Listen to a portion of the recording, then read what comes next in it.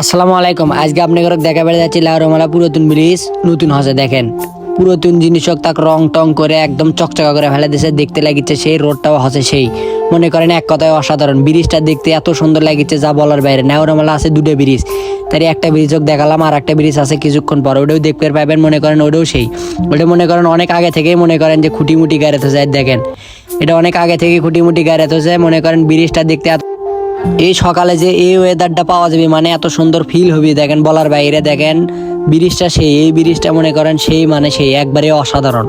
এই ব্রিজেতে আসে ঘুরে যান আপনারা, এলে কিন্তু ভাইরাল জায়গা আর ভাইরাল ব্রিজ। দেখেন এক কথায় অসাধারণ, কতগুলো খুঁটিমুটি গাড়ি সেই ব্রিজটা কত সৌন্দর্য করছে। মনে করেন যে সেই সুন্দর লাগিচ্ছে যা বলার বাইরে।